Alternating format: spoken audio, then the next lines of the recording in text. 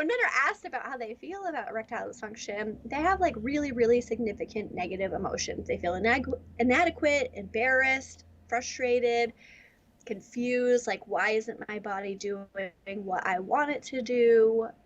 Like, it's really hard. So I'm imagining, yeah, absolutely, organic is contributing significantly to psychogenic. And then I'm sure the reaction of partners at times probably can contribute too. Like, I think if you're in a heterosexual relationship or homosexual, but partner might think I'm not good looking enough or I'm not arousing you enough, and that can create a lot of insecurity and then guilt, and it can just kind of feed off of each partner. When men are asked, they don't typically ever say, oh, like, my partner wasn't attractive enough, or like, she didn't look good. Like, it's always, I don't know what's wrong with me, like, I'm inadequate. And then when women are asked about it, like how they feel about the erectile dysfunction, they take it very personal. Like, he wasn't attracted to me, he wasn't into it, he wants somebody else. He would rather porn than me, maybe he's gay. Like, those are the types of reactions that come. Insecurities come up, a lot of misinformation around what erectile dysfunction really means, because often it's not any of those things. If you and your partner are on different pages about why this is happening, and one of you is taking it really personally, of course that's going to create anxiety. And so, talking about psychogenic erectile dysfunction, when you are anxious, your sympathetic nervous system is ramping up. You are having a fight or flight reaction. You are maybe getting some higher blood pressure. You are releasing some cortisol, which interferes with other hormones, right? Like, like we've talked about, your sympathetic nervous system is not a friend to obtaining or maintaining an erection.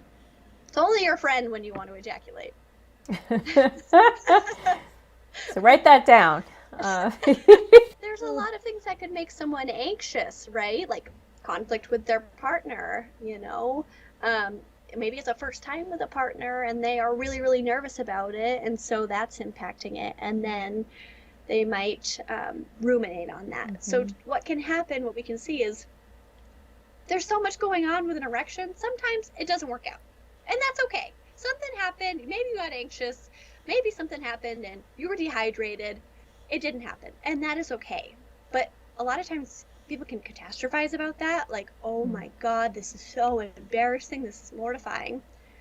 And then it becomes a cycle, because then next time they go to engage in it, they're like, what if this happens again?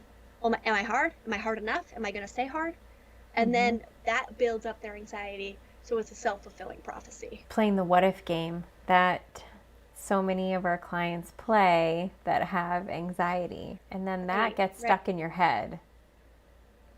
100%. And so then there becomes this problem of both like an over mindfulness and an under mindfulness, right? You have this over mindfulness of like, is my penis hard? Is it hard enough? I don't remember feeling that way before. What is that feeling? Check it, was it? What? Yeah, what's happening, right? And it's like, if I asked you right now, like, there's something wrong with your elbow, focus on your elbow, you would probably be like, I was just started thinking about my elbow. Like, what's up with my elbow? Right. And you might notice something that you didn't feel before, because how often are we mindful about our elbow?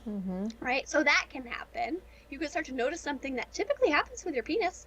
You just aren't mindful in the moment because you're maybe thinking about something else or feeling it in a different way. And then there's an under mindfulness of you're not focusing on pleasure in the moment with your partner. You're focusing on all of the what ifs, like you were talking about. And so this does become this loop. And so it's so important, I think, both as a penis owner and then the partner of a penis owner, your reaction to this is so important, right? Like, I think this psychoeducation is really important, so it's really normal and it's okay. It's okay to have a time where you lose an erection or you can't get an erection. That doesn't mean that there's anything wrong with you. You just may have been feeling anxious in the moment, or again, like dehydrated or something. Just something didn't hit right for that moment, and that's okay. I think it's okay to roll with it, like to not make too much of it. And I talk about this with couples I work with as well.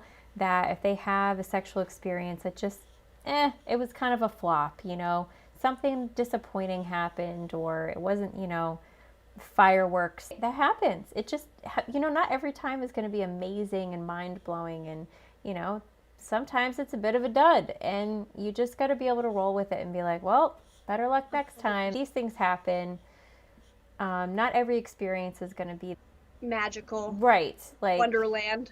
I want to say groundbreaking, but that didn't make any sense. I would use that too. But yeah, just being able to kind of just chalk it up for, we've had better. I agree. And I think part of the problem too is, sometimes people have way too much of a focus on penile penetration as being like the be all end all for a positive sexual experience. It's like we have to have like penis in vagina, penetrative sex in some sort of way for this to be a successful endeavor. Mm-hmm. That's not true. We've talked about before, like especially for a vulva owner, the majority of the time it takes clitoral stimulation to achieve an orgasm. You don't need an erect penis to do that. We're putting pressure on the wrong places. Let's just focus on like erotic energy, enjoying each other, like finding pleasure. Like we don't always have to focus on the erect penis and penetration, because that will contribute to these issues too. You've got hands, fingers, mouths, toes, anuses. Yeah. Exactly. You have other options, and that's perfectly fine. And if you're the one having problems in the moment, it can be really helpful for you to focus on your partner's pleasure. It might help you get out of your head, like if you're focusing on oral or anal or digital pleasure, like it can help you get out of your own head and might actually help you relax and allow blood flow to happen, which is like the key here. You need to be relaxed for this to be working properly. Another common thing that comes up is pornography use, right? There's a lot of like controversy over whether or not pornography can be an addiction, and controversy over if pornography use negatively impacts people and their relationships and whatnot. There is evidence to suggest porn can cause unrealistic expectations. These are actors, right? They're cutting scenes. They're probably not having sex for an hour, 2 hours, penetrative sex for that long, probably not. And then all of a sudden you're feeling like you have to do it. So then you're putting your pressure on of like, oh my God, I'm close and it's been 6 minutes. Okay, like that's okay. That's totally fine, or you have all this pressure to look like them, or you have pressure that your partner needs to sound like the partner in the pornography film, and it's like creating unnecessary anxiety. Perhaps one of our next topics maybe be all around pornography use and porn addiction, and how there is some correlation for some people that pornography use can correlate with erectile dysfunction issues or other sexual functioning issues. At the very least, unrealistic expectations might be happening from that for both you and for your partner. So obviously, like, treatments for this look like working with a sex therapist, right? So like we can teach relaxation techniques of like deep breathing or progressive muscle relaxation, like getting in touch with your body and knowing what it feels like to relax your body, that kind of thing. So psychoeducation around this, helping to challenge those what if thoughts and those anxious thoughts, challenge them with evidence or likelihood, or reframe them in a way. I was thinking maybe some mindfulness techniques in the moment would probably help somebody engage that parasympathetic nervous system and try to help relax and focus on bodily sensations, but not hyperfixate, get out of your head and the worrisome thoughts, and get into your body. And then just hopefully the psychoeducation alone of how many things go into this can take some of the pressure off and normalize it.